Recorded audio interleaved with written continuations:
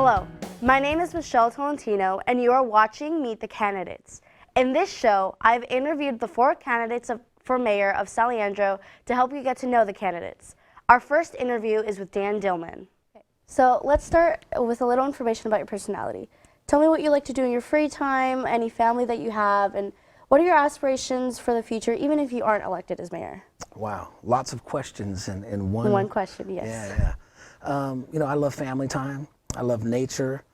I love spending time in San Leandro. I love ancient wisdom. You know, we call it the wisdom from the sages of the ages. So I dig all that stuff from Plato, Socrates, Aristotle, Pythagoras, and then getting into a whole bunch of other, you know, ancient teachings, Taoism. Okay. So what is your background in San Leandro and San Leandro schools? So I went to school in Hayward and in Oakland. So I went to Sunset High School and I went to Oakland Tech. So those were the 2 schools, and mostly at Sunset, and a while over at Oakland Tech. But San Leandro, you know, to me, Hayward, San Leandro, San Lorenzo, even Castro Valley was always, you know, my stomping ground, the East Bay, you know, from really small, you know, being born in Oakland, but raised in all those cities that I just mentioned. So to me, you know, we used to ride our bikes everywhere, and I'd have friends in every one of these cities and hanging out and having a good time. So I've been rooted in San Leandro, San Lorenzo, Hayward forever. Are there any plans in your platform involving students and the youth? Oh, absolutely. You know, even if you went to my website, dandillman.com, you'll see that I specifically even call out that we need to have greater programs and relationships with the youth. There's so much more to talk about. I mean, even this place here with the Slam Academy and all the digital arts and media, there needs to be, you know, a great working relationship with you guys here and for the greater community. I mean, ideas that I've had before, and I of course tout them today, is that, you know, you guys could be interviewing businesses and sharing all the special places in San Leandro produced by youth, you know, edited, produced, shot, the whole 9, and interact with the community. But I believe there also needs to be greater learning and opportunity programs, because not everyone learns the same way. You know, I was someone who got bored very quickly in a class.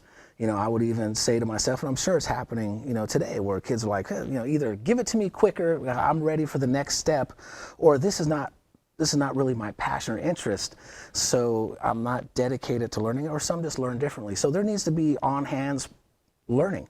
So just like in television and production, you know, some people can take the classes and be taught theory, but until you're into the studio and putting your hands on the technology, some you'll see that, you know, will just be advanced and do things that those who got their college degrees. So there needs to be greater programs created, an out-of-the-box thinking about how youth learn, how we inspire youth, and to let them know that they can do anything. That's great. So we recently just had a girl who was killed, who's a San Leandro graduate of class 2017, and she was allegedly killed by a boy who went to SL. What will you do as mayor to make the city safer for the younger people? Yeah, I think that we should have more surveillance. There should be more surveillance cameras. But along with that, you know, there needs to be a high level of transparency and privacy guidelines initiated. One of my ideas is that as we enhance our surveillance, that we have these guidelines in place that they can't be abused. In other words, the city even has their own servers where this data is going, opposed to going into some national database where it could just free flow, who knows where, that we're in control of that data. That's one thing. Another thing is reaching out, right? A lot of youth feel, and I was there, so I associate everything with my own experience, and that's what I have to base it off of. I remember at 13 or 14 years old, you know, being upset alone, saying, how would I ever have a car? How could I ever afford a car? How could I ever have a family? You know, so the world, you know, and world society is sometimes giving us these ideas that make us feel unworthy or incapable of achieving certain things. And so then we feel depressed, we feel lost. And if we just spend a little time sharing and speaking with the youth, so once again, I think it's communication. I think it's having programs to reach out to the youth, to let them know that all life is sacred. One thing is a fact, is that this life that we have, each one of us walks around with, is special and unique. And that may seem extreme to some people, but I hope for those who hear this, if it makes it, is that everyone is special and unique, and you're important, and you matter, and you are making a difference. Is there one idea you have for San Leandro that you would like the people to know about? One of my big ideas is that we pay it off, right? We've been nickeled and dimed as community members with bonds and taxes and property tax and special taxes, all these little things. And it doesn't really seem to solve anything. It seems we're still in the same problem. So I'm saying one idea is, well, let me say this. First, one idea is that somebody is lobbying the county, the state, and the federal government for funds to solve this problem, because it's not just San Leandro, it's almost every city across the country. So someone needs to be lobbying those partners for relief. Secondly is the big idea that if we have to do a bond or property tax or mixture of those things, and we ask the community and we tell them the truth, look, we can solve this problem in one swing together. And every San Leandro resident is responsible for $111 per year for 40 years. That generates about $400 million. We knock out the unfunded liability debt. We're sitting on $250 million that we can start investing in programs, private and public partnerships, youth programs, entrepreneurship, where we fund groups of youth creating restaurants, businesses, whatever it is. And the city creates residual income. So we don't just invest and say, here's the money, see you later. It's an investment. We're partners and we're creating residual income. We're helping you to succeed, and we're winning. We're winning from a financial perspective, we're winning from a moral perspective, and we can accomplish that. But in the same time, we're also offering things right away. We're saying, look, free Wi-Fi throughout the whole city. You know, something that I spoke about 4 or 5 years ago, along with others, and it's happening now today. We're starting to have free Wi-Fi throughout the city. So everyone who stepped up and participated in solving the problem is reaping benefits. We don't charge you to get a place at the park. You're not charged to go swimming, right?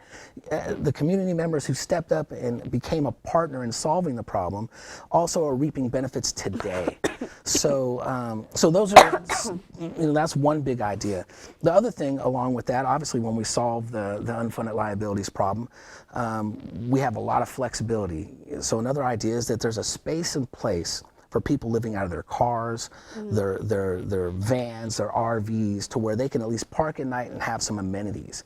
You know, when we say the word homeless, many people will have a picture in their mind of a drunkard on the street and think, that's homeless. Well, that's not homeless. And they, shouldn't be ignored either. And they need, to be told, and also people need to know that they have a worth and a value. Will someone speak to them and see them? So they need help too. But I'm talking about families who are displaced, whether from rent being too high, they were one check away from some major thing happening, and it happened. And now them and their family are living in their cars. We don't turn our backs on them, and we can provide for them. And it doesn't even have to be at a loss. And it's something morally right, and it can be achieved. So simply, there's a fire department, I think, station that closed down here in San Leandro, and it's got water and showers and all that in a big parking lot. So it's finding places like that and making it available to people. So those are some of the major things. Another thing is rent control, right? People are absolutely talking about that. My whole pitch about my campaign is being centered and balanced. And so right now, obviously the rental situation is out of balance. And one of the first things is just cause evictions. We can initiate that, and that does not disenfranchise any renters, and it does not disenfranchise any property owners or homeowners who are renting their place out. In fact, when you read it, the general policy is so fair and balanced that nobody should be complaining about that. Do you care to explain that policy? Yeah, absolutely. So for the homeowner or renter's perspective, the person who is renting to a renter, if they have a renter who's not paying on time, who's damaging their facility, who just doesn't care and is a big problem, well, they have the power to evict them. But if a renter puts a Dan Dillman campaign sign in their lawn, and the property manager or homeowner who's renting says, hey, I don't like Dan Dillman, I'm kicking you out. they can't do that. You can't just have some little bias, or you're upset with them because they asked you to tend to the property and then they can just kick you out. So it puts in place some fair clauses on both sides for protection, and it protects everyone. And the next thing is a rent review board. We have one now, but it doesn't really have teeth, so that they have the power to be, the balance in particular situations, to where if you've got a bad actor, renters who are abusing, or you have bad landlords, then that board should have the flexibility and power to say, hey, you can't do that. I'm, for one, believe that if there's a renter who's renting an apartment or a house, and they've been a good renter, and they shouldn't be getting rent raises every year of $100 to $200. I mean, in 10 years, that's could be another $1,500 to $2,000. And that displaces people. Now, if a property owner gets levied, with some of these property taxes or other taxes that they are bonds that they're hit with, and then sure, there should be some fair distribution to help them make up for that, or there's some major projects they need to do to fix the house. Those are fine, but I like the idea of a rental lease type contract protection for renters. So if I rent a place from you for $1,000 and I stay there for 20 years, it generally stays the $1,000 for the 20 years. And this happens generally with leases, right? So why not have some of those basic guidelines in place for renters, but still having protection for landlords, that obviously if I'm taxed or something dramatic happens, I'm able to, not lose the property and help to maintain it and keep it up. Is there anything you would like to say to the San Leandro youth? There are so many things. I've said some stuff that, but yes, nothing is impossible to you. Everything is a state of mind. I say change your consciousness, change your life. And really what that means is that if you look at what may be a mountain to you, some look at a mountain and say, no way am I climbing that mountain. Mm-hmm. It's just too big. But the next person steps up, like a Tony Farley, and says, that mountain ain't nothing, and climbs it and conquers it and makes it over the crest. So we can accomplish anything. So you can do anything you want to do. Don't be limited by what society has said you should do or could do. Our imagination is the greatest thing that we all have. A matter of fact, earlier today, I'm sure you imagined that you were going to be sitting with me having this interview. And now here we are. And it is the same. Steve Jobs imagined the Apple computer in his mind, in his consciousness, and then him and Wozniak and Draper and all those guys made the Apple computer. Everything that we have has come from our imagination. So let's stop restricting our imaginations. Let's let it flow. And then we will accomplish and do any and everything. And so I hope, once again, to inspire you and others to know that if I can do it, you can do it. And lastly, is there anything you would like to say to your voters? Thank you for the support. I've had overwhelming support. People I don't know, obviously, coming and taking signs and telling me that they appreciate my honesty. I hope to have their vote. And it's ranked choice voting, so you actually get to pick 3. So I hope to have the first vote, if not the second. I'll even take the third, but I won't let you down. I am committed to this city. And I hope this camera right here. So sure. I'm committed to the city. I am committed to the community. And so I hope to have your vote. Go to dandillman.com. Obviously, you can learn about all kinds of stuff, but I won't let you down. I'll make you happy, and it's together anyway. I can do nothing by myself. It is unity and harmony that actually accomplishes everything. So I look forward to being your mayor starting in 2019. Right. Yeah. Thank you for joining us, and thank you for having this interview with me. Yeah, thank you. That'll be it. Yeah, you're awesome. Next, we have incumbent Pauline Cutter. Let's start with a little information about your personality. Tell me about what you like to do in your free time, any family that you have, and what are your aspirations for the future, even if you aren't mayor? Well, let's see, my family, I have 3 children. They've all gone through public schools here, and then they all went to Sonoma State and graduated. We're very close. One of my daughters lives on our street, and she has a grandson, or her baby, and so it's really fun for me to get to see him almost every day. That's kind of what I'm going to do when I'm done. You know, I've got 4 more years, or maybe another couple months, and then I'm going to just, you know, we go camping a lot. We just do things with family, and I'm waiting for a time where I can actually volunteer on things that I want to volunteer on. I would love to go back to reading to kids and so forth, because by trade, I was a teacher. I taught preschool and was the director of a preschool, and so I just really miss being with the little guys. So I think that was part of all the questions. Oh, and so what I'm going to do after this, I just think try to stay involved, try to get maybe notch it up a bit, and instead of being quite local, go up to some politics, and just trying to get our world back from where it was, you know, 2 years ago, when all of a sudden we became this negative place to live. And I think San Leandro is a city where kindness matters, and I hope that that goes on whether I'm mayor or not. Mm-hmm.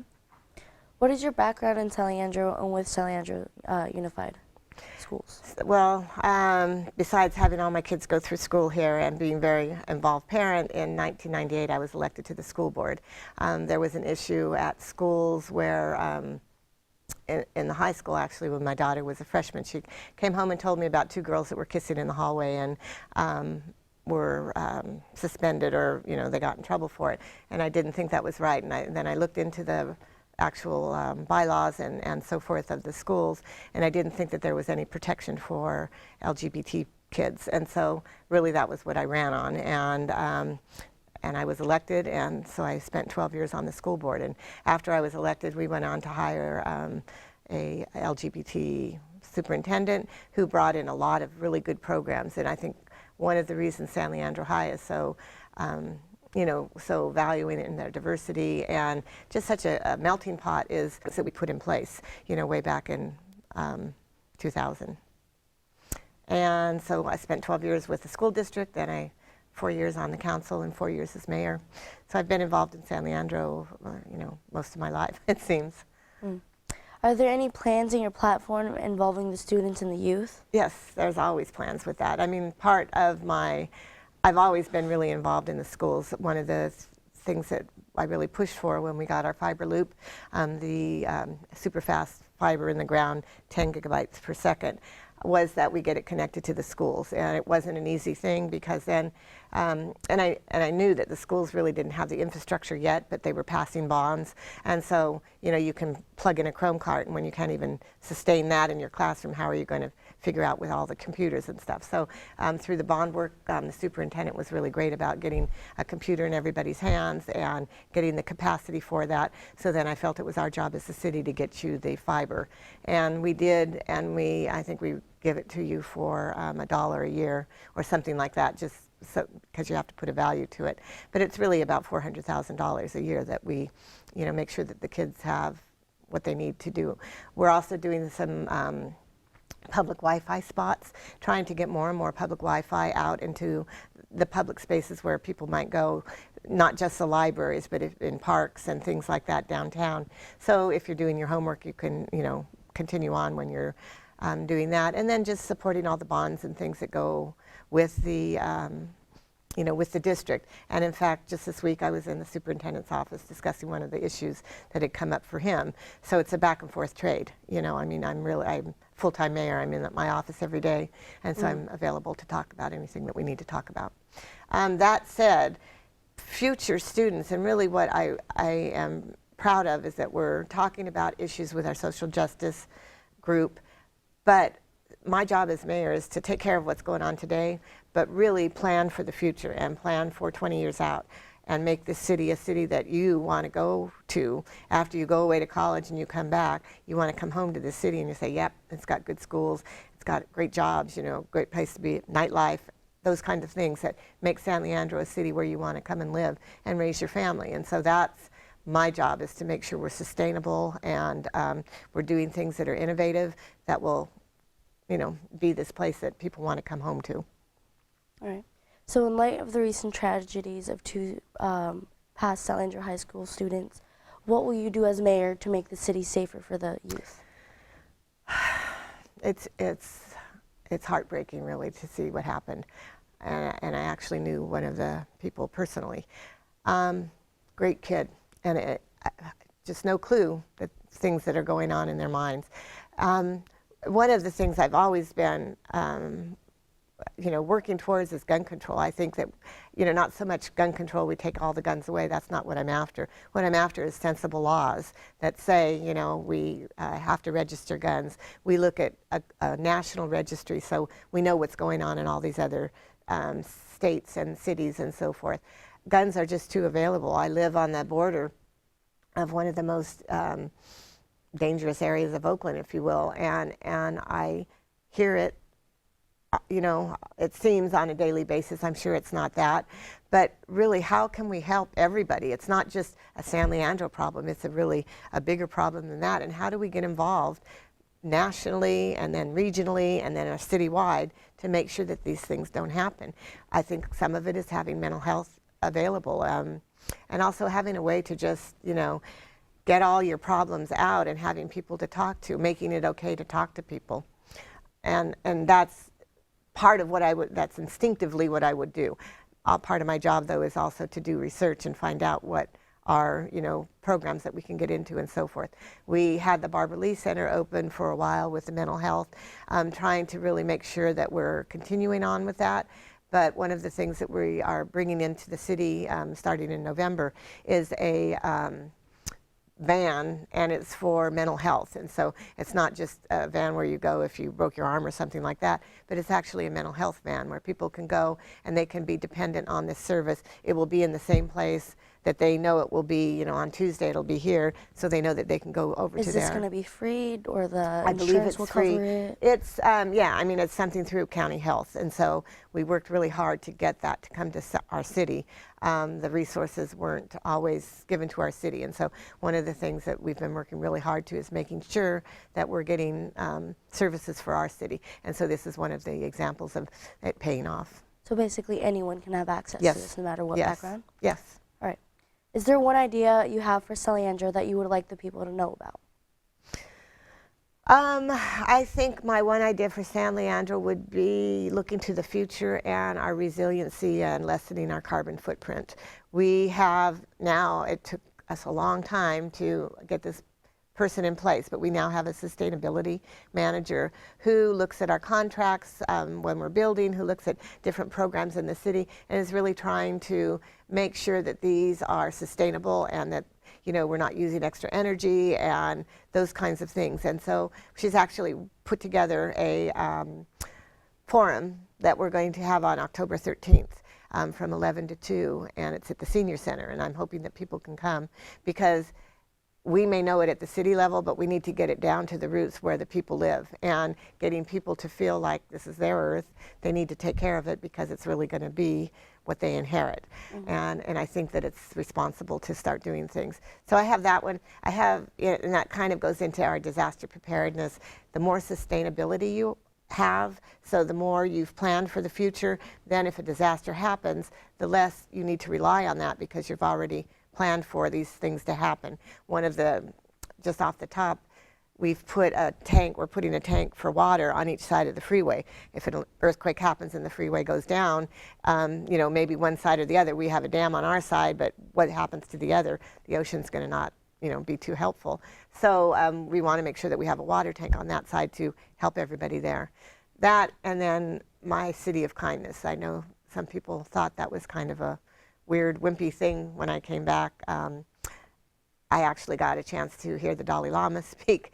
It was funny because he was on the stage with Lady Gaga, and so it was like, go figure, But through the course of that whole conversation, I really thought about it, and teaching preschool, you talk about these values and so forth, but I thought, it's about time I bring it home to my city.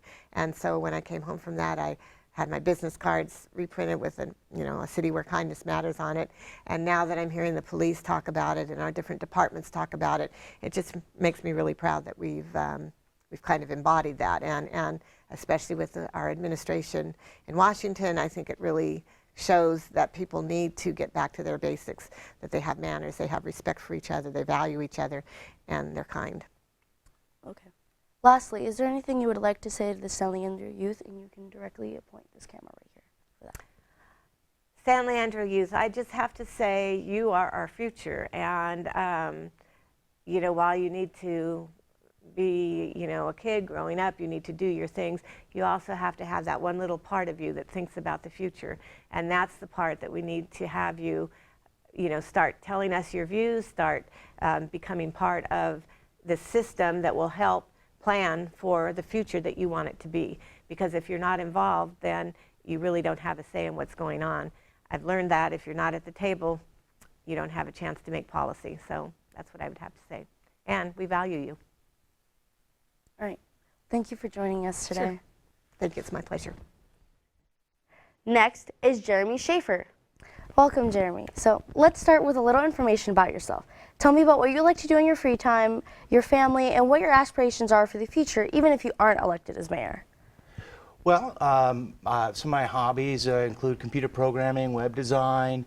I'm a database administrator. I do that sometimes. But one of the big hobbies I like to do is management simulations. So I love playing computer games, but usually the kind where you're managing a lot of things and trying to keep supply lines in order. So that's what I like to do for fun. My family, I've got my wife and myself moved here 8 years ago when we were expecting with our daughter, and she's currently going to Washington Elementary School. Regardless of if I become mayor or not, I will continue to fight for San Leandro, for the regular residents here. I've been an advocate for affordable housing and tenants' rights, and I will continue to do that. That's good. What is your background in San Leandro with the San Leandro School District? Yeah, so like I said, we moved here 8 years ago. My daughter goes to Washington Elementary School. When we decided to send her to school, my wife and I made a commitment that I would leave my management job in the city of San Francisco, so that I wouldn't be out too late at night, and I'd be able to help her with school and support the students here. So I left that job so I could support students locally. I really believe local engagement is our pathway to being sustainable and being able to react to the challenges we face. So I wanted to really build up locally and work for that. So I left my job, and then I got a job with the San Leandro Education Foundation. I had a little detour where I worked as a full-time volunteer for Bernie Sanders the campaign for about a year. So I did it about a year early when he ran. I said, well, we're going to activate this plan a little early. And then after that, I joined the San Leandro Education Foundation as the program coordinator. So I was able to get involved with San Leandro High School with their Season of Service, Period of Peace, and help out with that. Help out with the Martin Luther King Jr. Day March and the Sauce Pop Assembly at the end of the season. All right. Are there any plans in your platform involving students and youth? Oh, absolutely. Students and youth are imperative to moving us forward as a city. We have to engage our youth in the civic process and also in community processes. One of the things that I think would be really important for San Leandro to move forward successfully would be to have more opportunities post high school, such as Chabot College Extension.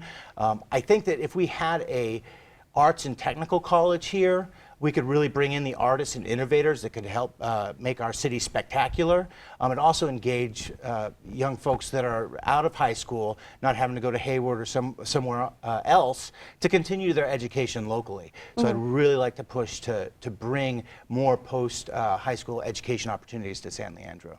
Okay. In light of recent tragedies, what will you do as mayor to make the city safer for the young people?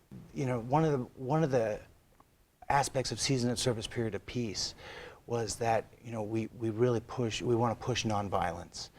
So violence against women in particular is a huge issue right now, and you know, has been for a long time.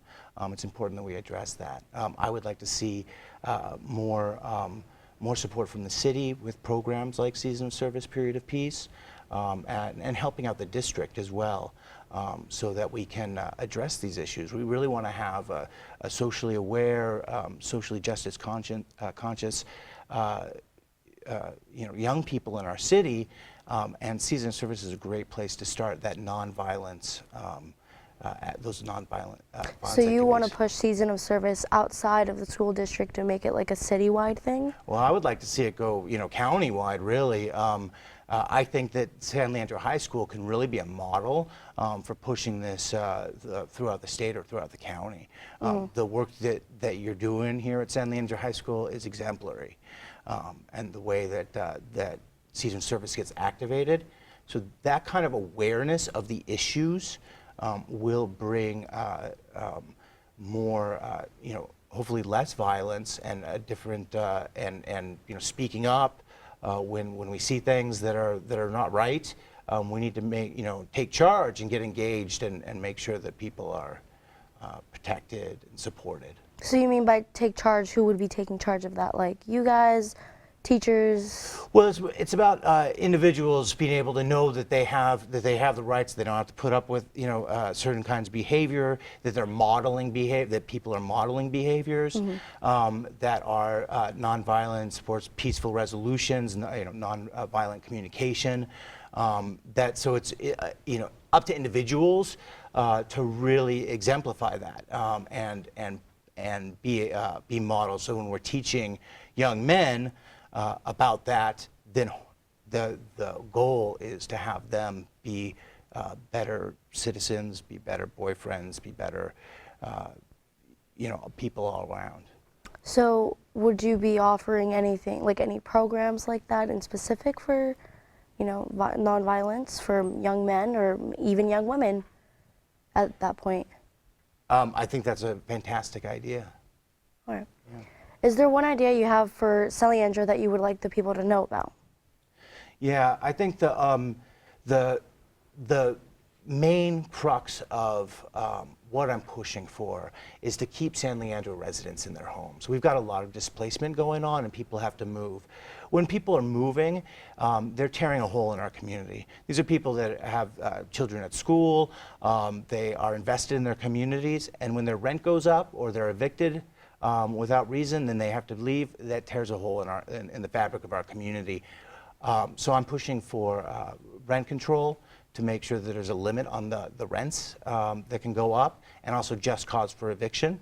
And the reason we're pushing that is because we have to pull together as a community because we have big challenges ahead of us. San Leandro is moving from a suburban enclave to becoming part of the greater metropolitan area of San Francisco and Oakland. So that's locally and soon. But we also have big issues with climate change and other political issues that we need to be resilient and strong locally, and we can't do that when we're losing people every day to rising rents and costs of living. Okay. Is there anything you would like to directly say to the San Leandro youth?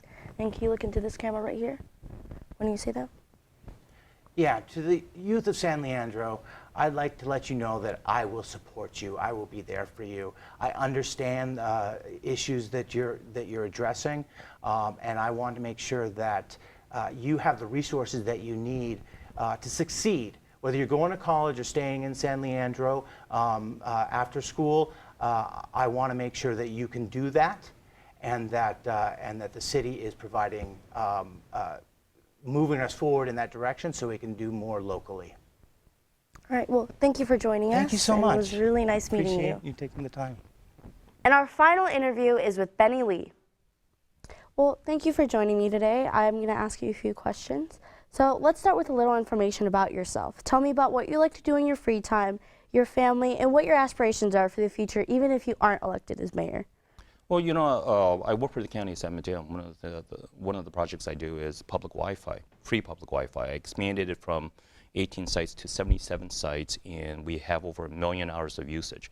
My goal in that is not necessarily just to expand public Wi-Fi, but ensure that we reach those who are the unconnected, the underserved populations who cannot afford to have Wi-Fi connections. Because you really think about it, many years ago when I went to school, if I didn't have a pencil or a pen, I would fail.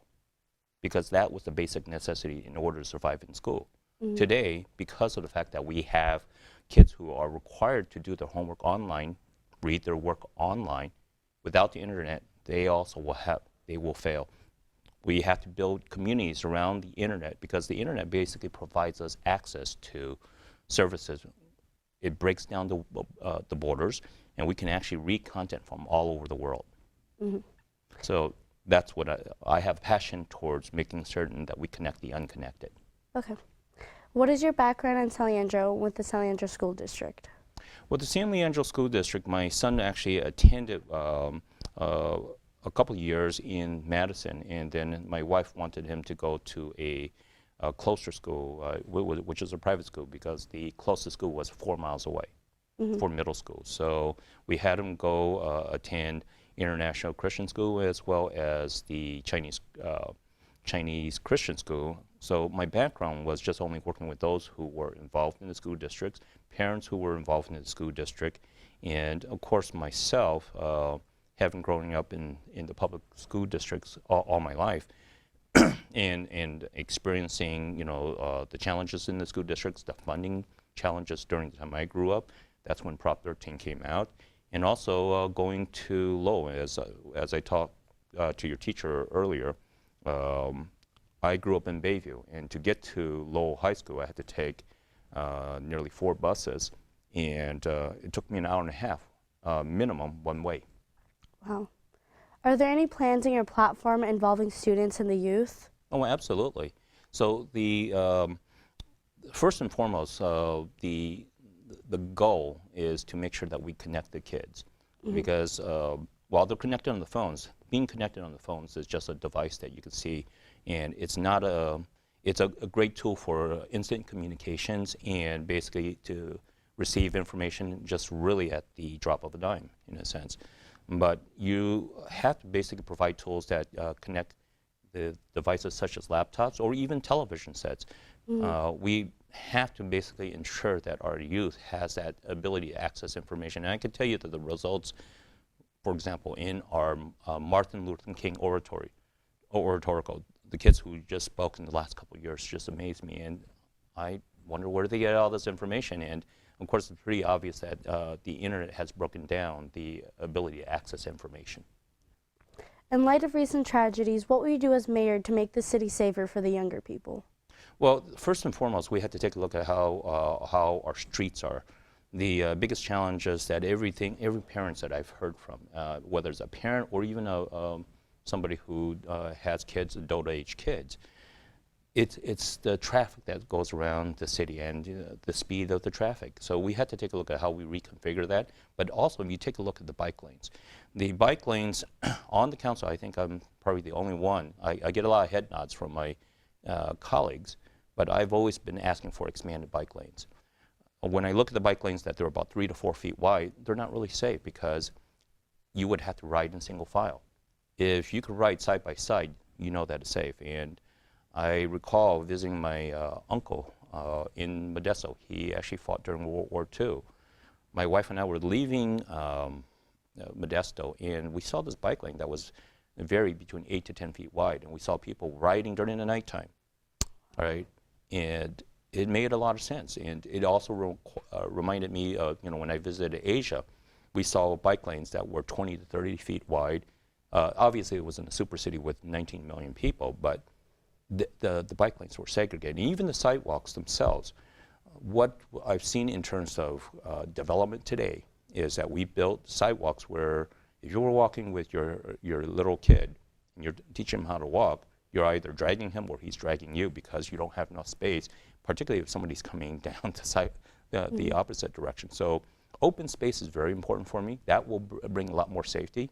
When we're walking at the edge of the sidewalk and seeing cars speed by you, that's not a safe thing. So we need to really look at that, how to fix that. Is there one idea you have for San Leandro that you would like the people to know about? Well, actually, there's multiple ideas, but I think the free public Wi-Fi is very important because that's something that I do for a living for the county of San Mateo. I can see the changes it's done for those who are unconnected as well as those who are connected. Having the ability to access information is valuable. In the county of San Mateo, I think the median household income is $115,000 for a family of 4. It's the 4th richest county. But one of the sites that I'm expanding is a site that I've already built out, is the St. Francis Center Siena Youth Center. The family of 4 over there only makes $39,000. Many of them don't speak English. I met the grandmas. They all were smiling to me, speaking to me in Spanish. I didn't understand what they said, but I could feel their hearts because of the fact that we created, we pushed out public Wi-Fi there, and they actually developed programs. They even developed a private school for the most underserved kids. And these kids are excelling, doing very well, and they're going into high school being prepared. Is there anything you would like to say to the San Leandro youth? And can you look into this camera right here when you say that? Certainly. You know, I'm running for mayor for a number of reasons. First and foremost, we need to really get the city kick-started and really focus on the business of the city. The Marina Shoreline, which should have really broken ground a few years ago, hasn't broken ground, and that's a problem because once that project matures in a few years, it will bring $5 million in revenue to the city, which is much needed. On top of it, it will bring 500 units of housing, a lot of other services, 3 big restaurants. But the services that will build around it will also bring additional jobs. The Marina Shoreline will bring 1,600 jobs. That's a wonderful thing. But the services around it, the wraparound services, will also bring around many jobs just as well. We also need to make sure that we build out our Wi-Fi system to make sure that we connect those who are unconnected. The Marina Shoreline has public Wi-Fi at the park. There's going to be 9 new public Wi-Fi sites, and that's one of them. There's 2 downtown plazas that we're expanding to, and 7 more. I'm pushing out for public Wi-Fi to our social services safety nets, like our building futures, the Davis Streets, for example, the stepping stones.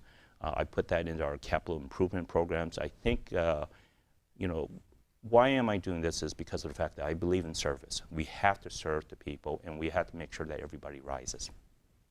All right, well, thank you for joining us today. Well, thank you. Thank you for watching. We hope this program helped you to get to know the candidates better and to inform your vote. Don't forget, voting happens on November 6th.